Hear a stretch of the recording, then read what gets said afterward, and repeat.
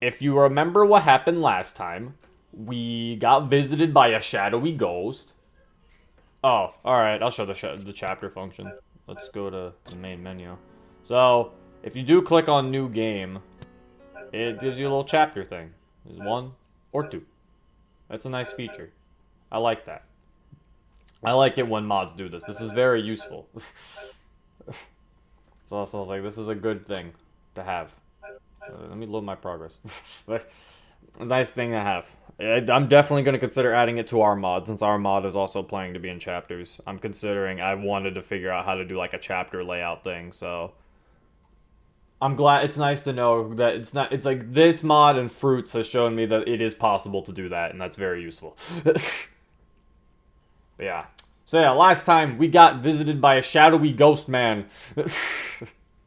And he was telling us about, I think he was telling us he was telling us basically, he's saying he's judging us. Why do you say won't judge? Although I will not judge. Sorry. He'll be watching us. He's a stalker. So basically, he's not helpful at all. He's a fucking creep. But yeah, that's what we learned. Draniel Wow 2 donated $2. If you thought that one Datsuki was a problem, Zero, just wait. There's gonna be 2 Datsukis? I didn't know he learned the Shadow Clone Jutsu.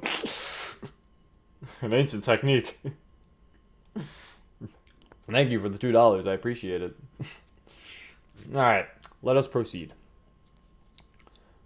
Archimedes Labs. I never knew the name of the damn laboratory. It was always just the lab to me.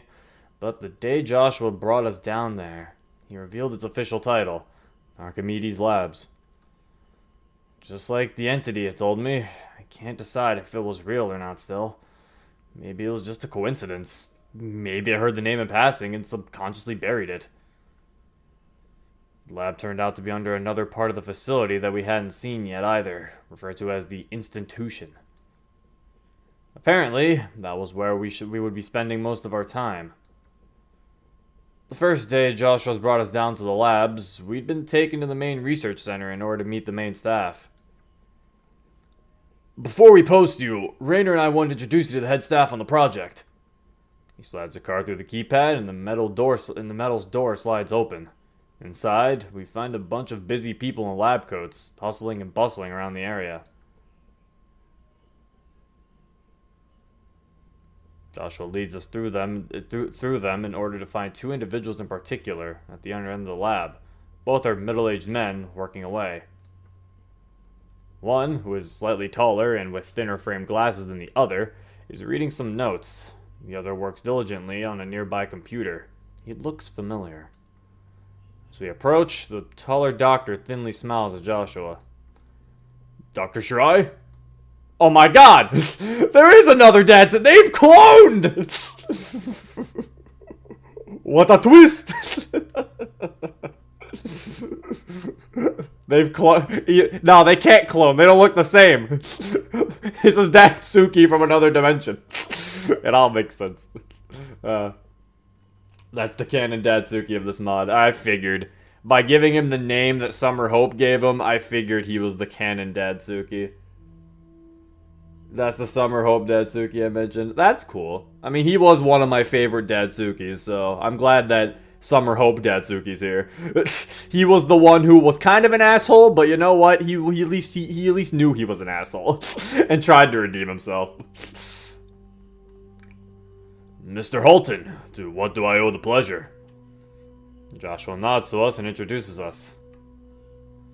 I've brought them, Dr. Shirai. Meet Fireteam Talon. Talon, meet Dr. Shirai. Ah, of course, the so-called super soldiers. The doctor says this with obvious arrogance in his tone. Definitely seems like a real prick. I already don't like this guy, and I convey it through a stone-faced expression. Yikes. He just can't catch a break. Ah, Dr. Zakhive. Thanks for taking time to join us. I take notice of the approach of the other doctor, who appears much more disheveled and disorderly in comparison to the neat and tidy Shirai. Still, I automatically like this guy more. I've learned to be a semi-good judge of character. I also found to recall he's the guy from the October incident video we watched. I extend my hand towards him, and he shakes it. Lieutenant Preacher. Oh wait, I have to give him the Russian accent again. Dr. Abram Zakhaev, it's a pleasure to meet you, gentlemen. I cannot do a Russian accent right now. I don't know what I'm doing. Yeah, definitely a Russian accent. Thanks, Preacher. I tried my best. See, guys, Preacher says it was good. You guys can't say it's bad now. Preacher said it was good. Anyway, I just wanted to come by and introduce them since they're new and you'll probably be working together quite a bit. Gentlemen, if you'll follow me. We turned to follow, but I glanced back just one more time. I can't quite understand why, but I just felt like I had to. Dr. Zakhaev watches us intently, almost sorrowfully, as we depart the lab. Oh no, he's sad. 1 month later. Alright guys, Rainer wants me to familiarize you with some of the more advanced equipment today. Don't worry, this is the last week of training.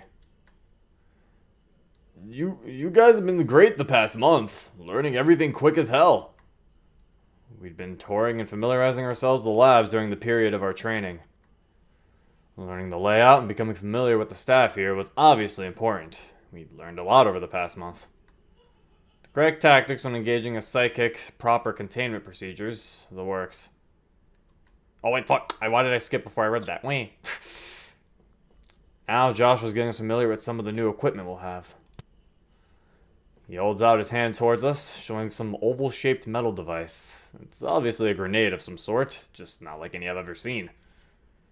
This here is a psionic pulse grenade, developed after the October incident I showed you guys. Definitely handy. Press this button here and immediately throw it towards your target. You still want to clear yourself from the explosion, even though it's not a frag. It can still disorient you and make you nauseous as hell. I've seen dumbasses throw their guts up for minutes straight after not clearing themselves from the blast. Anyway, this will knock out her powers for a few seconds. Means she'll get them back and she'll be pissed after your time is up, so you gotta be quick. The whole week is full of learning about cool, handy equipment like this. At the end, all the skills we've learned are tested and evaluated by Joshua. Of course, we all passed with flying colors, and Joshua isn't surprised. Welcome to your first official day on the job, men, and I hope you're excited.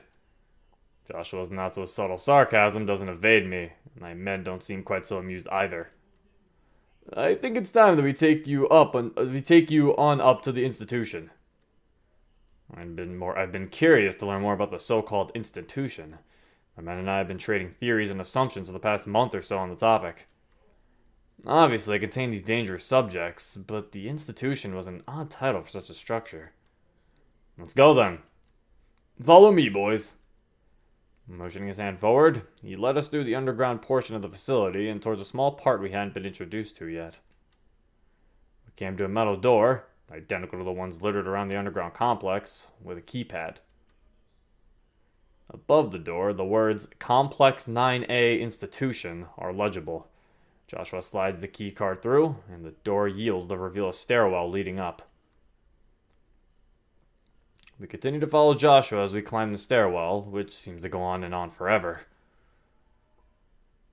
When we finally reach the top, I look down and see that it indeed did wind for quite a long way. Can't even see the bottom. In front of us is another door that is much bulkier and seems more reinforced than the ones below. This door right here is pretty special. It requires a Class S security clearance, the highest you can get. Only a select few, including Mr. Rainer, myself, and of course you guys, have keycards equipped to the necessary clearance. Not Clarence. That's the guy downstairs. We don't talk about him. Slides the card, and the door opens to reveal what looks to be a decontamination chamber. Joshua motions for us to follow, and we do. As we all enter, the door quickly shuts behind us, and the decontamination process begins, showering us in a mist of some sort. Once that is finished, and we are deemed decontaminated, the door in front of us opens. I wasn't really prepared for what was on the other side. It's a school. a fucking school. There were classrooms and nice halls and windows and students. Students bustling back and forth, carrying books and conversing. Some looked our way, but only in passing glances, as though our presence wasn't completely out of the ordinary. Somewhere off down the hall, bright pink hair catches my attention, before it disappears in the rest of the crowd. Welcome to the institution, gentlemen. It's a school?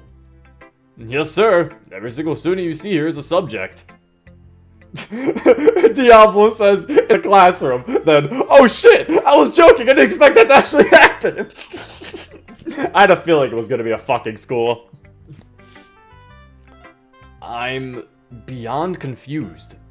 What the hell is going on? Our job is to patrol and guard a school? Joshua, what is this? Well, it's a simulated school environment. The lab below monitors all of this. This portion of the facility is staffed by teachers and equipped with a large cafeteria, bathrooms, even a contained outside area. But, they still know who holds the leash. Don't worry. All subjects, or students, are required to wear uniforms as well, as you can see. It's certainly not what we were— oh no, that's me. It's certainly not what we were expecting. What's the point of all this? Socializing them so they don't go insane. Exposing them to constant structure, seeing how they interact, learn, and adapt. At least, that's what the doctors tell me. I just handle security, man. At least he's honest. Christ on a bike, this place must cost a fortune to run. Sandman, and the rest of my team for that matter, look around in astonishment. This place was such a stark contrast to the rest of the facility, which was much more like a military scientific facility. This place looks as though it could actually be a prestigious civilian high school, like in the outside world. I think you forget that we are a very influential and connected organization, Sandman. I noticed that there are also several other armed guards wandering the halls, though they are few and far between. The guards will be happy to have such experienced soldiers to assist them. I imagine so. Not that there's usually problems or anything, but we'd like to be prepared. If the psionic field goes down and the subject's powers happen to manifest, we're in deep shit. It's reassuring to have you guys here. I know Rainer feels the same. A non-acknowledgement. I don't really want to be here, babysitting a bunch of violent psychic kids. But it's not like I have much of a choice. A job's a job. So, I'm assuming we're getting another tour, huh? Joshua smiles and pats my shoulder. You assume correct, Lieutenant. Zombie sighs and rolls his eyes. Fantastic. And this is the boys' locker room. Obviously for student use when they finish with PE, the girls' one's next door to the left. Well, I guess you weren't kidding when you said this place had everything. Impressive, ain't it? Very. Alright then, if you boys are finished examining this pristine, glorious, and no doubt awe-inspiring lockers, let's go! Joshua swings open the door to the locker room, we immediately bump into someone, who promptly falls flat on their ass. Papers flap in all directions, and a startled "Wah!" erupts into the air. In the midst of the paper downpour, I can see messy coral pink hair complemented by a red bow. I knew it was Sayori. What the? Oh, it's you. Joshua stares this in a flat and unsurprised tone, which tells me he's familiar with whoever this is. See, even he's not familiar that it's even he's not surprised that it's Sayori. After all the paper debris clears, I finally see this mysterious klutz for myself. It's a girl, and her ocean blue eyes stare right up at us. She blushes and nervously laughs. Damn it, Sayori, what did I tell you about watching where you're going? Sorry. And then your blazer's unbuttoned again. I'll stretch my hand to help the girl. I'll stretch my hand to the girl to help her up. She looks up at me for a moment before laying her palm gently in mine, and I bring her to her feet. She gives a soft smile before bending down and starting to collect her papers, now strewn all over the hall. Get to class, Sayori. I don't want to remind you again. You certainly don't want me to either. Yes, sir. She replies nervously with her eyes down as she continues picking up papers. Come on, guys. We resume following Joshua, but as we start walking away from Sayori, I find a few papers drifted further away into our direct path. I pick them up and give them a quick glance. Huh, they're flyers from some sort of literature club. Apparently, that Sayori girl is the vice president. Pretty prestigious position for someone so clumsy. Other than her, there are only 3 other listed members: Monica, Natsuki, and Yuri. There's a ton of girly artistry packed onto this paper, so not really my thing. I return the flyers to Sayori, who is still gathering the other papers, which I assume are other flyers. She doesn't notice my advance until I offer the flyers from behind her, over her shoulder. She grabs them, looking up at me once more with a soft smile. Thank you.